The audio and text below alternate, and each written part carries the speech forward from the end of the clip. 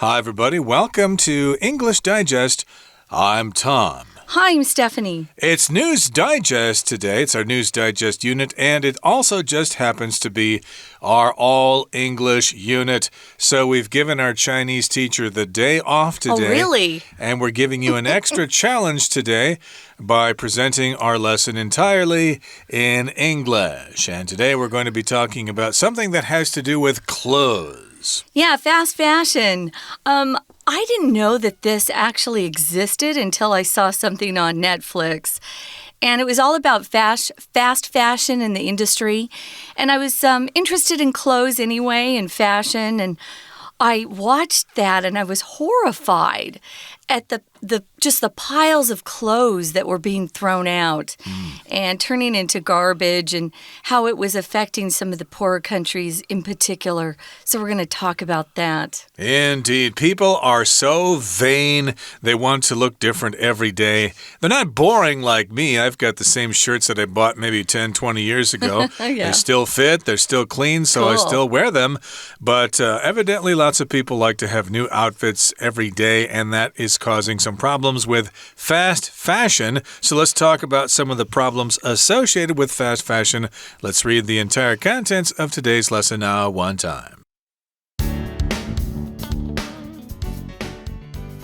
Consumers of fast fashion don't think about the consequences of low-cost clothing, but the fact is that these costs are invariably paid by someone or something that can't advocate for itself.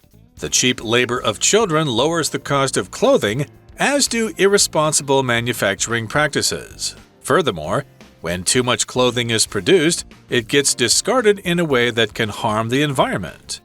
One desert in Chile is a perfect example.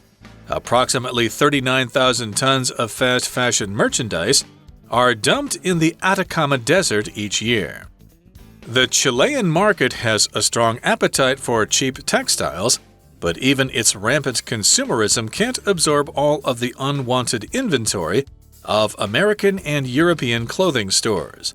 Every year, about 20,000 tons of the 59,000 tons of unwanted clothing that arrive in Chile are snapped up for resale domestically. Some of that gets smuggled to other Latin American countries. However, the remainder gets piled up in the driest desert in the world. The arid climate combines with the chemicals in the clothes to keep the unwanted garments from biodegrading. If we don't want to see a new mountain range of worthless clothes rise up to rival the Andes, what can we do? As consumers, we can make our opinions known through what we purchase. If enough people decline to buy fast fashion, companies will eventually get the message. However, a problem of this magnitude requires similarly large solutions, a few of which are already in action. Since 2018, Ecofibra has been recycling clothing into insulation panels. In 2019, EcoCytex opened to turn discarded clothes back into useful commodities like yarn. These companies prove that no matter how dreadful a situation may seem, there is always hope for change. Okay, guys, let's look at the title first. It says Fast Fashion Leaves Unwanted Clothes High and Dry. There's actually a little saying in this title that we use. If you leave someone high and dry, it just means you abandon them.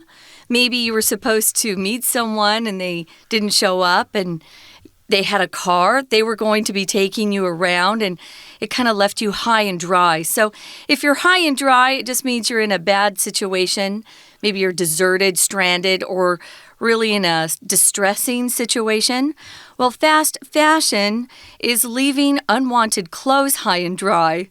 So we've got a lot of clothes that are being bought every single day and discarded quite quickly.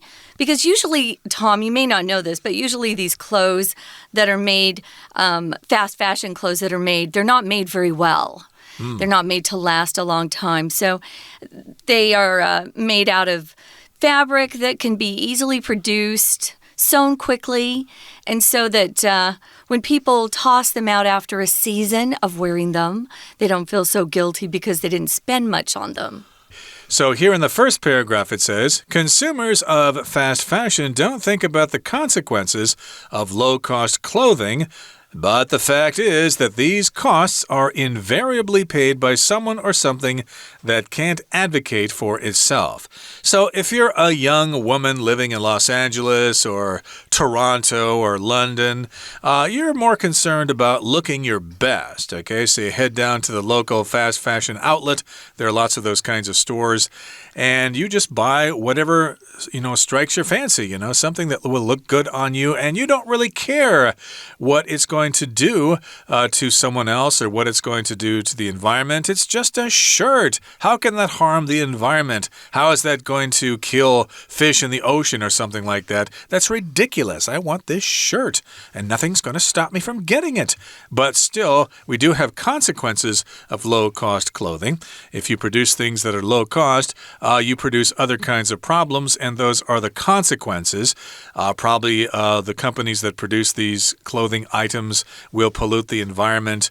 They'll use lots of acid chemicals and things like that will go into the environment. And then, of course, I think what we're mostly talking about is the fact that when you wear this item, you just throw it away and it ends up in a landfill. That's the biggest problem. But there are many problems associated with fast fashion. One of those very popular chain stores that sell fast fashion clothing is right here in Taiwan, and it's called Zara. Zara and H&M. Those are both examples of some stores that sell fast fashion. Before we move on, let's take a look at one of these vocab words. Invariably. Invariable is the adjective form. This, of course, is the adverb. Invariable means something that is not changing or even capable of change. It stays the same. So it's not variable. Remember the prefix in means the opposite. So invariable, so it's not variable. And here we've got an adverb, invariably, just means always. So just remember that, always. Yep, in every case, in every occasion, etc., a similar word would be inevitably, but that means finally and in the end. And another similar word would be unavoidably. So that's something you can't avoid. And so it invariably is paid, the price is paid, by someone or something that can't advocate for itself. That would be someone who works in a factory and they're just common laborers and they can't really advocate for themselves. Advocate here, that's a verb that just means to try to campaign for your rights, to try to make your life better. And, you do that through the government or something like that. You write letters to your congressperson or whatever, and you can't advocate for yourself, you can't support yourself, or can't try to get some political support for yourself. And advocate is the noun, advocate is the verb. And notice the difference in pronunciation. Pronunciation is not the same. So yeah, advocate. You're supporting a cause, you're arguing for a cause or a policy. But a lot of these people that are involved with fast fashion, that are suffering the consequences, they can't advocate for themselves. Maybe they don't have enough power. No one's listening to them. The cheap labor of children lowers the cost of clothing, as do irresponsible manufacturing practices or processes. So a lot of these clothes are made in countries that don't have very good labor laws. And a lot of times you'll go into these sweatshops. That's what we call these manufacturing factories that are making clothes like this. And you'll see kids who should be in school, but they're there working hard so they can make a couple of pennies. So yeah, the cheap labor of children lowers the cost of clothing. It makes it possible for people to go into Zara and buy lots of clothes. They normally couldn't because the clothes would be more expensive if just adults were making clothes. So furthermore, when too much clothing is produced, it gets discarded in a way that can harm the environment. Oh, that was the worst part of the whole fast fashion documentary I saw. These piles of clothes in poor countries, and I just thought, oh my gosh. They don't degrade fast enough. They're not biodegradable like some other things that just go back into the earth quickly once we've used them, like food. But they do get discarded in a way that can hurt the environment. If you discard something, you throw it away, you get rid of it. Around Chinese New Year, people are going through their homes and getting rid of things and making sure they don't have things around that they don't need, so they discard them. Exactly. That's the verb to discard. And, of course, the past tense here is discarded. It gets discarded, or the past participle is also discarded. And these clothes get discarded or thrown away in a way that can harm the environment. Let's give you an example here. It says, one desert in Chile, a country in South America, is a perfect example. Approximately 39,000 tons of fast fashion merchandise are dumped in the Atacama Desert each year. So this happens in Chile. Chile is a hip country as well. The capital of Santiago is a hip place. You got lots of young people there wearing fast fashion. And, of course, they wear the shirt once or twice and they get bored of it, so they discard of the clothing. And as a result, lots of that clothing gets discarded into the Atacama Desert.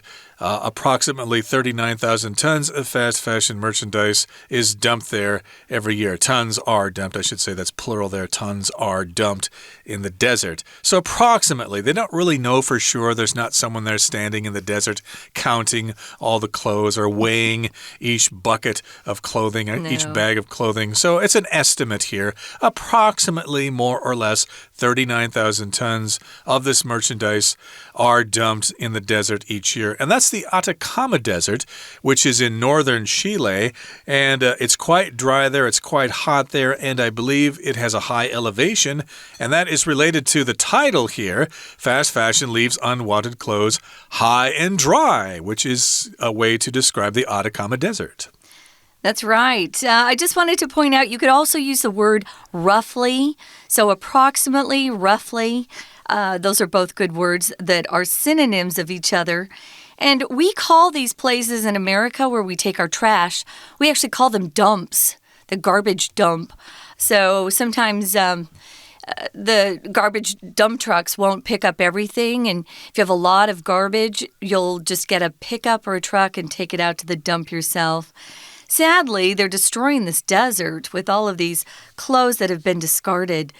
Tom, why don't we take a break here? And then we'll be back to continue talking about this. But there's no Chinese teacher today.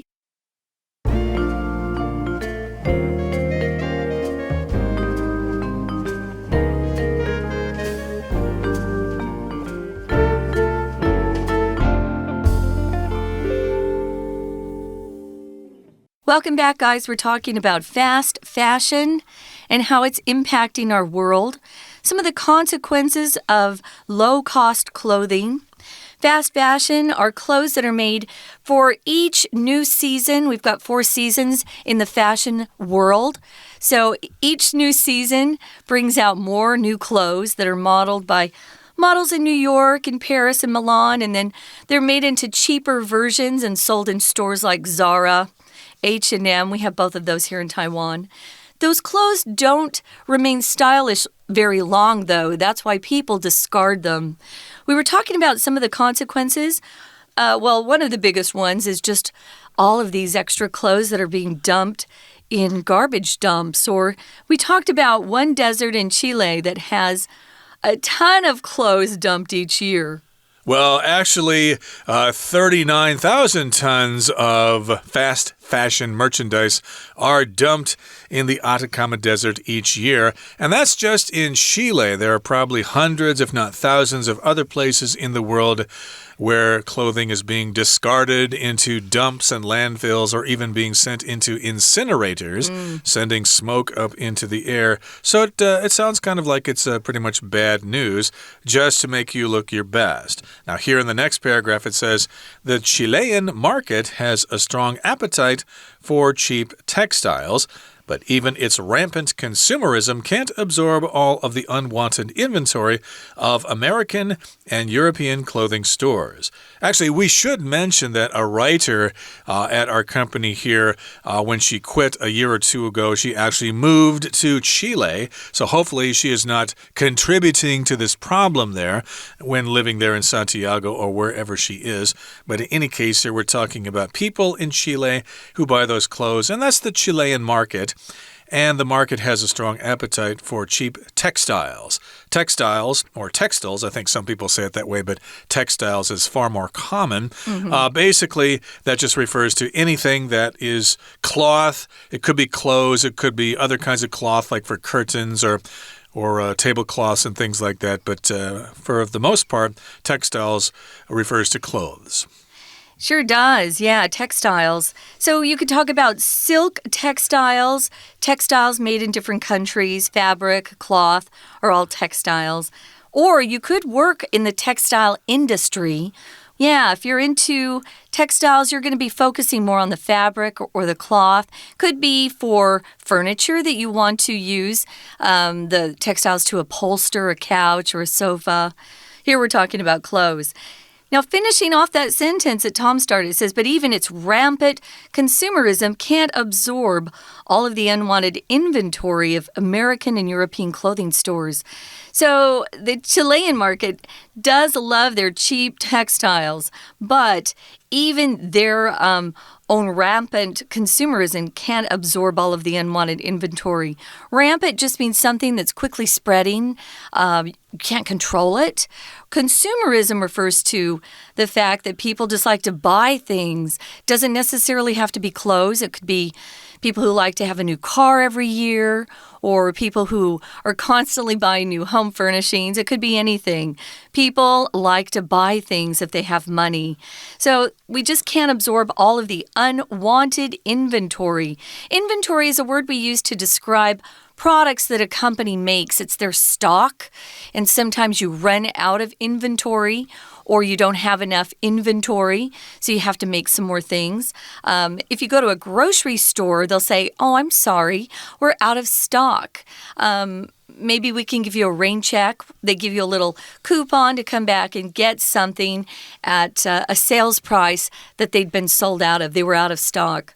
Right, so of course we've got American clothing stores and European clothing stores, and of course they have an inventory of clothes there, but maybe it's a new season and they've got a lot of leftover clothes, or of course people bought clothes there and now they no longer want them, so they probably try to send them to Chile for people there to buy and to enjoy, but the local market there is just not big enough. They can't absorb all of that clothing.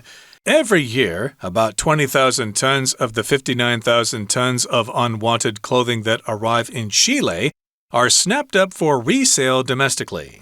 So yes, they do resell a certain amount of that inventory in Chile, about 20,000 tons, but unfortunately, we've got 3 times that amount going into Chile, and of course, 2/3 of that is just not going to be purchased by local people. No one's going to want it, so where is all that stuff going to go?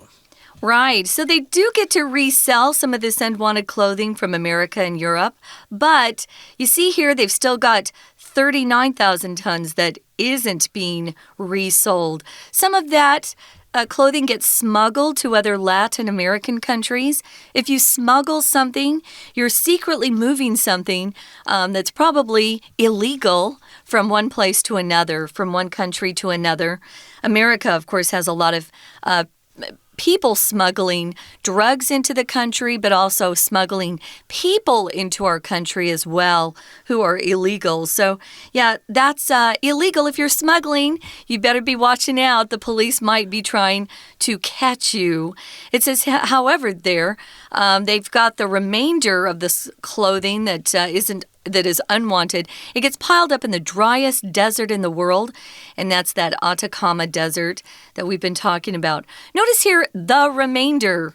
Why would we put a the with remainder for one of our vocabulary words? Well, if you look it up in the dictionary, they actually have the remainder together. It's just the part that's left when other people or things are gone or used up. Maybe you're talking about a party you're having and lots of food comes, but not all of it's eaten. So you take the remainder and you save it for another day. So it's the stuff that's left over after people have used what they want. Yep, so yes, local people there in Chile do buy some of that clothing, buy some of the leftovers from those fast fashion outlets in Europe and America, but the remainder of it, about 2/3 of it, gets piled up in the driest desert in the world, and that, of course, is the Atacama. Indeed, look that up. It is a very dry desert. Don't get stuck there. You might suffocate to death, or you might run out of water, and you'll die of dehydration, so do be careful if you are down in that part of the world.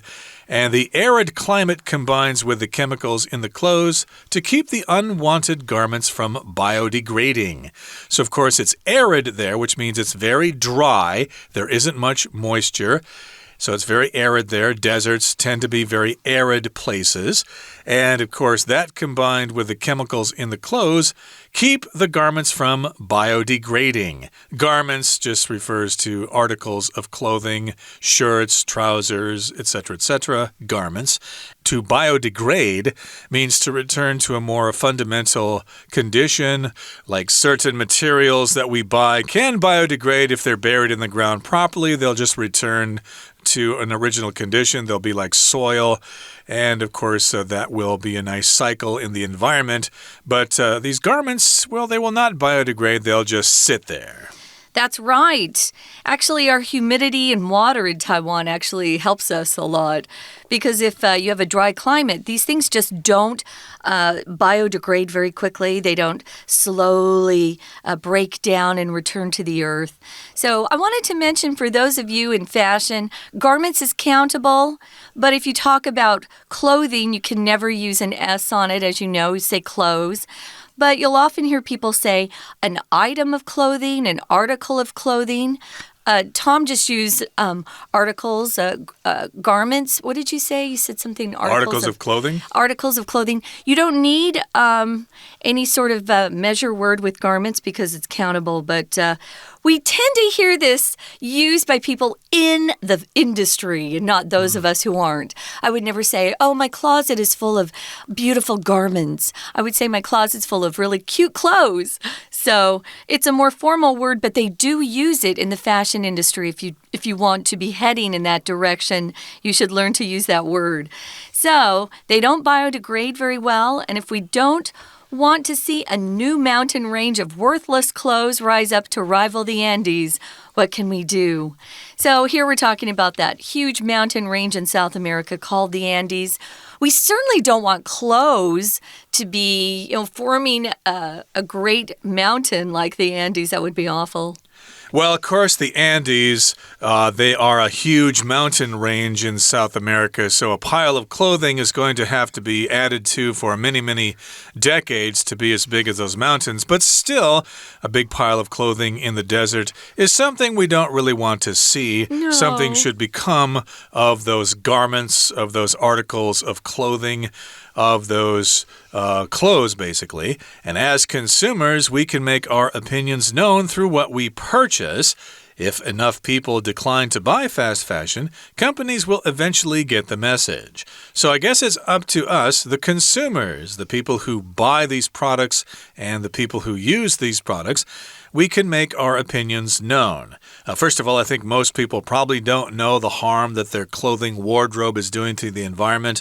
Hey, they're just clothes. I'm wearing them to impress my friends, to attract a girlfriend or a boyfriend or whatever, and they don't really think about these things. Who cares if the clothes are piling up in the Atacama Desert in Chile? That's on the other side of the world. What does that have to do with me? But eventually people will understand that this is a cycle, and we're all affected by this, so maybe people will start to develop a conscience and they'll decline to buy fast fashion, and maybe they'll buy clothes that they can wear quite often.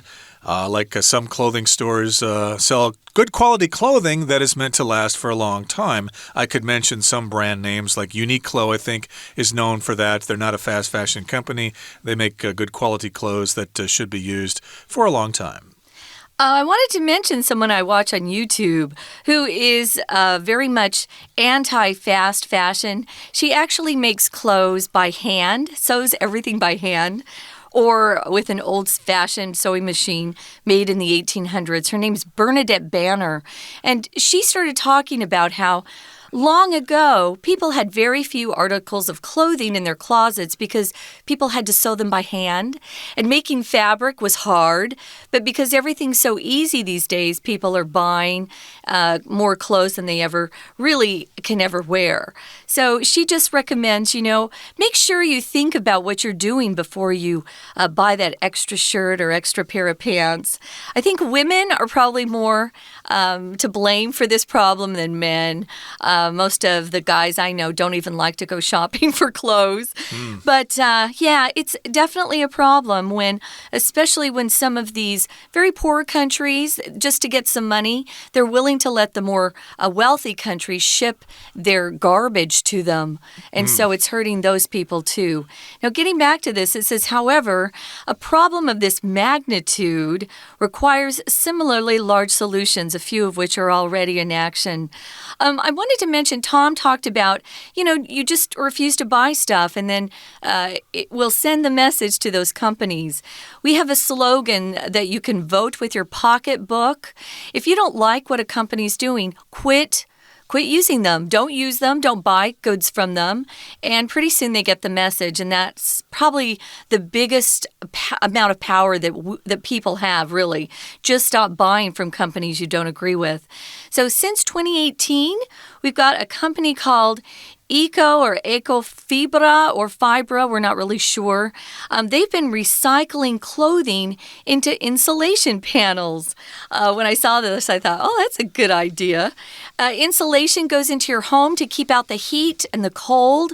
It goes in your walls so that it keeps your home just a nicer temperature all year round. Of course, we have to turn on the air conditioning sometimes. But if your home is well insulated, you don't need to as much as you would say you had no insulation.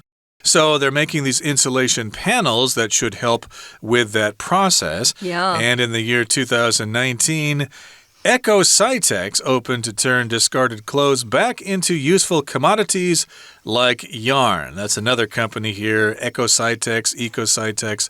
And, of course, they're turning those discarded clothes into something that can be useful, a commodity or something that can be sold on the market like yarn, and that is used in knitting.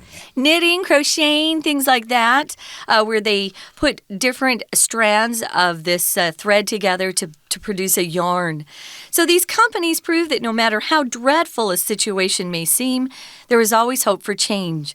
If something's dreadful, it's awful, it's terrible. When I see this word, Tom, I automatically think British because they use this word more than the Americans. Oh, it's so dreadful. It's simply dreadful. I love this word. But yeah, it's pretty bad. So if you're saying something's bad, you could use this word dreadful. Her performance was absolutely dreadful. Or those children have dreadful manners. So yeah, that's a way to use that word.